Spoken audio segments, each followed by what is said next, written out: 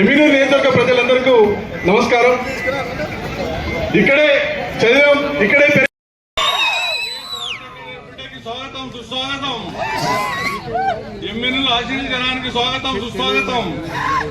ఇప్పుడు ఈ ఎమ్మెల్యేలు నియోజకవర్గానికి నేను గత 20-30 ఏళ్లుగా చాలా కృషి చేశాను. కాంగ్రెస్ కి వైఎస్ఆర్ సెక్రటరీ గారు ఉన్నప్పటి నుంచి మేడం గారి ఆశీస్సులతో నేను ఇప్పుడు ఈ నియోజకవర్గానికి ఎమ్మెల్యేగా ప్రకటిస్తానని కోరుకుంటూ ఈ అవకాశం ఇచ్చిన మేడం గారికి ధన్యవాదాలు.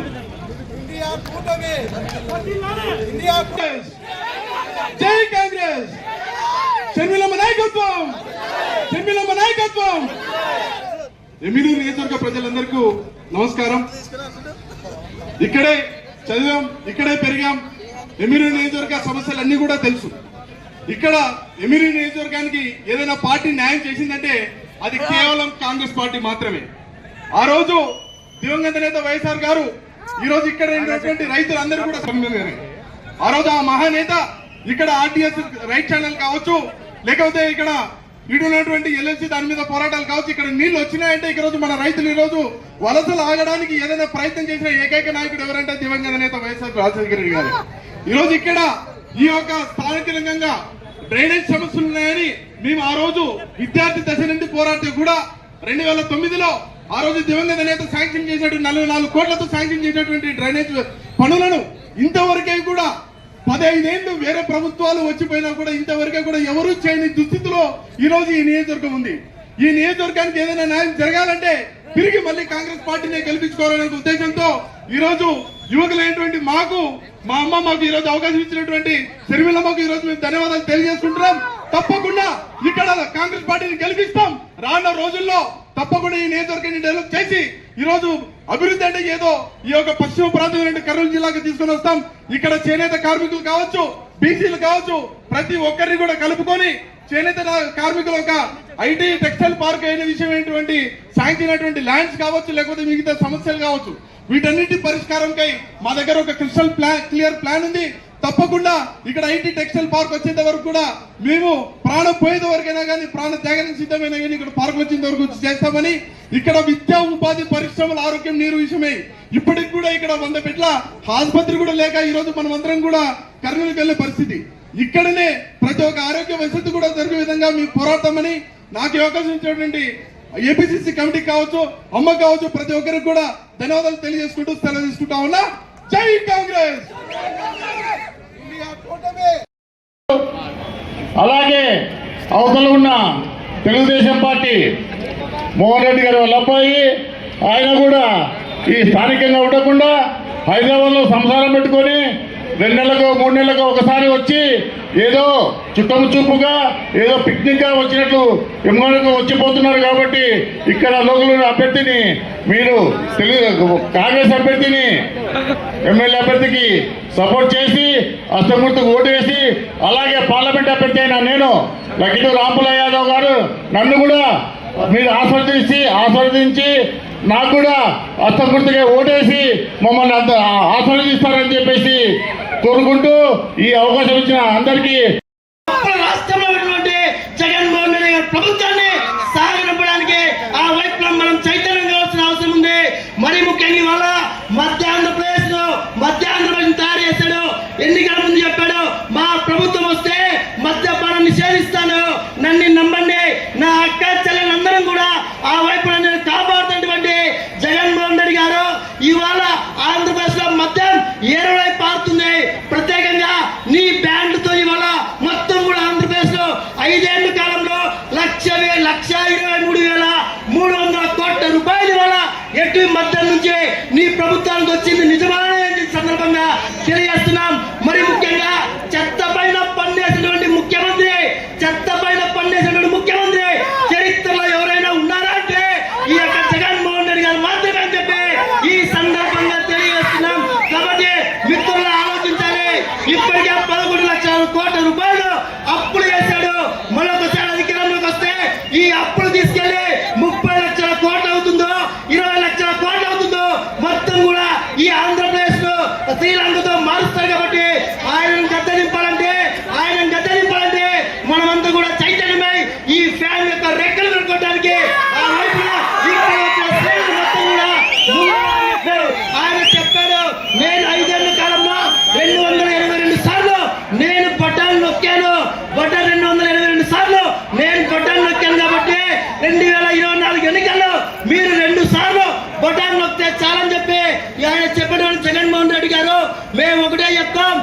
ప్రత్యక్షంగా నరేంద్ర మోడీకి ఊడిగం చేస్తున్నావు.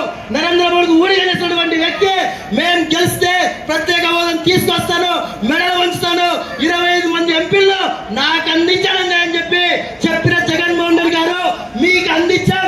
25 మంది ఎంపీలు అందిస్తే నీ ఎంపీలు అక్కడ ఉన్నటువంటి పార్లమెంట్ లో నరేంద్ర మోడీకి గులాం చేయడానికి గుమాస్తగిరి చేస్తారు. కానీ ఎవరైనా ధిక్కరించే బీజేపీ పరిపాలన పైన, బీజేపీ తప్పుడు ప్రచారాల పైన, బీజేపీ అవినీతి పైన ప్రశ్నించే దమ్ము నీ వైసీపీ యొక్క ఎంపీకి ఒక్కరికైనా ఉందా అని చెప్పి ఈ సందర్భంగా తెలియజేస్తున్నాం. ధర్మానికి అధర్మానికి ఎదురైనటువంటి ఎన్నికల్లో ఈ దేశాన్ని పట్టి పీడిస్తున్నటువంటి, రాజ్యాంగాన్ని మార్చాలని చూస్తున్నటువంటి బీజేపీ ప్రభుత్వాన్ని గద్దెదింపాలని చెప్పి దేశంలో ఉన్నటువంటి 28 రాజకీయ పార్టీలు ఏకతాటిపైకి వచ్చి కాంగ్రెస్ నాయకత్వంలో ఏర్పడినటువంటి ఇండియా కూటమి ఏర్పడి, ఈ ఇండియా కూటమిలో కూడా భారత కమ్యూనిస్టు పార్టీ, సిపిఐతో పాటు కమ్యూనిస్టు పార్టీలు ఏకమై కాంగ్రెస్ నాయకత్వంలోన ఈ దేశాన్ని అప్పుడు పాలనేసినటువంటి నరేంద్ర మోడీని గద్దెదింపడానికి, ఆ వైపు సమర సంఘాన్ని పూరించడానికి మన రాజన్న బిడ్డ, రాజశేఖర్ బిడ్డ, మన శర్మిలక్క గారు ఇవాళ ఎంపీలకు రావడం జరిగింది. అందుకు అక్కకు భారత కమ్యూనిస్ట్ పార్టీ సిపిఐ పక్షాన ఇక్కడ పాల్గొన్నటువంటి ఎంపీ అభ్యర్థి రాంపుల్ల యాదవ్ గారికి, అదేవిధంగా మస్తన్ వల్లన్న గారికి, ఇక్కడ పాల్గొన్నటువంటి కాంగ్రెస్ అభిమానులకు, కమ్యూనిస్ట్ పార్టీ అభిమానులకు మరొకసారి మీ అందరికీ పేరు పేరున ప్రత్యేకంగా విప్లవందులేశ్వరం కామ్రేడ్ మిత్రులారా, ఇవాళ 2014లో చేరి వచ్చిన ప్రతి అన్నకు, ప్రతి తమ్ముడికి, ప్రతి అయ్యకు, ప్రతి అక్కకు, ప్రతి చెల్లికి, ప్రతి అమ్మకు మీ రాజశేఖర రెడ్డి బిడ్డ, మీ వైఎస్ షర్మిలారెడ్డి శిరస్సు వంచి చేతులు జోడించి మనస్ఫూర్తిగా నమస్కరిస్తున్నాం.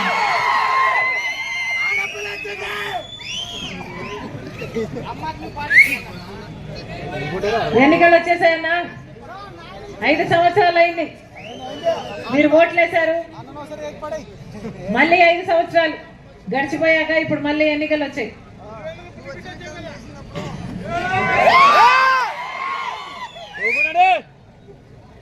ఎవరికి వేయాలన్న ఆలోచన ఉందో ఒకసారి పరిశీలన చేసుకోవాలి.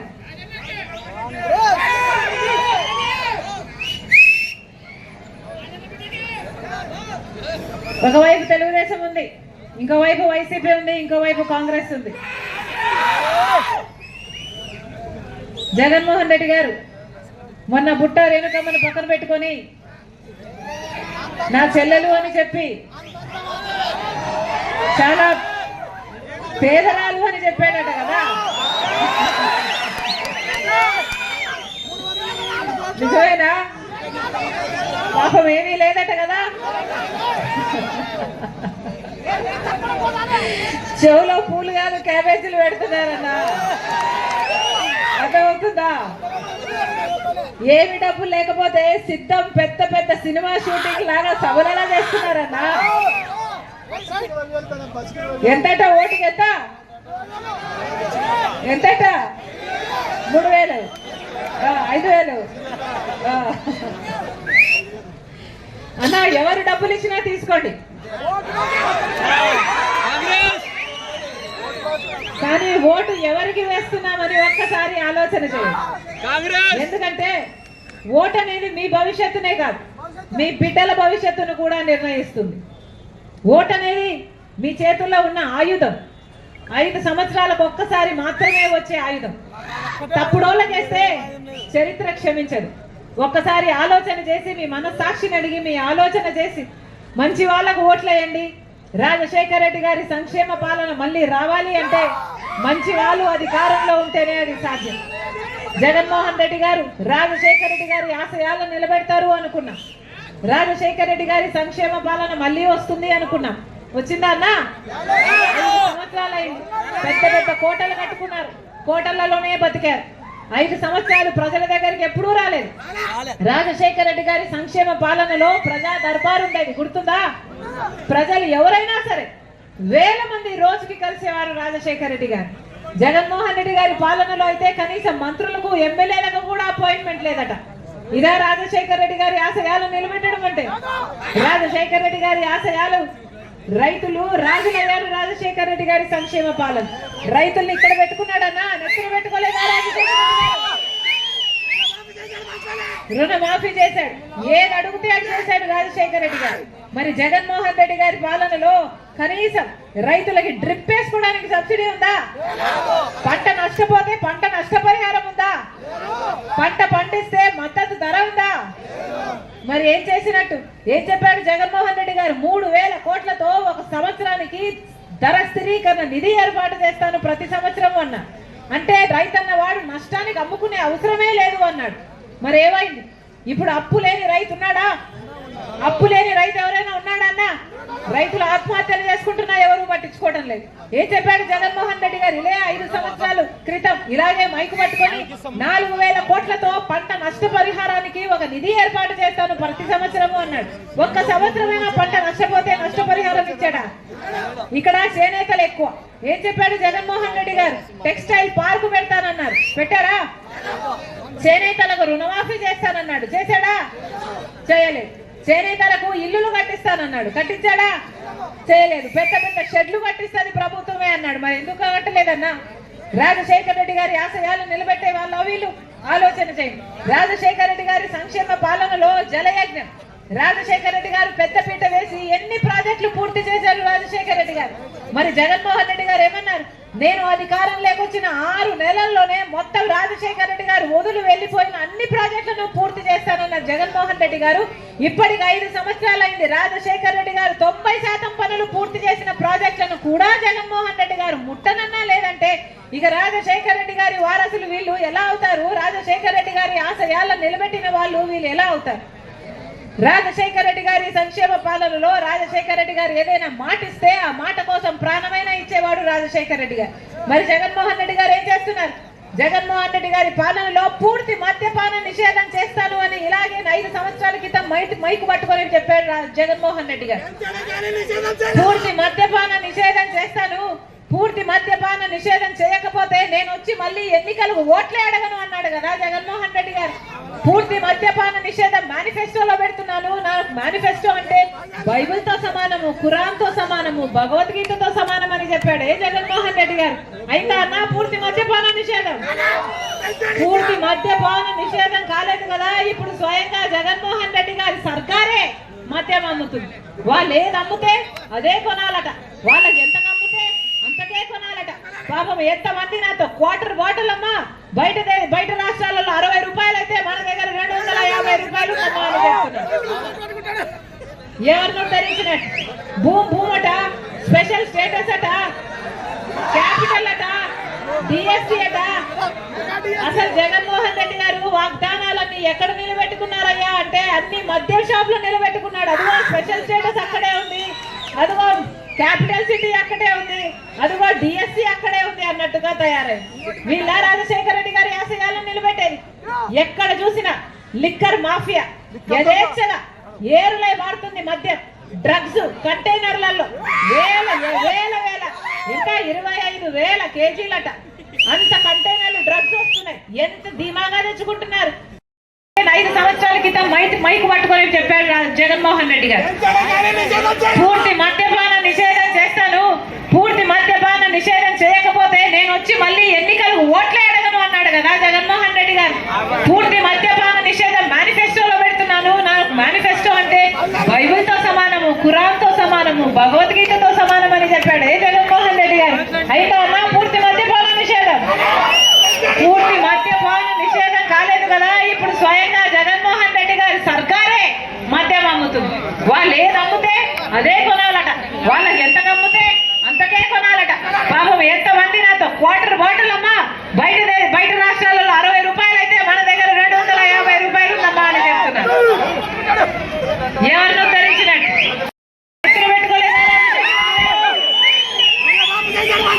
రుణమాఫీ చేశాడు, ఏది అడిగితే చేశాడు రాజశేఖర రెడ్డి గారు. మరి జగన్మోహన్ రెడ్డి గారి పాలనలో కనీసం రైతులకి డ్రిప్ వేసుకోవడానికి సబ్సిడీ ఉందా? పంట నష్టపోతే పంట నష్టపరిహారం ఉందా?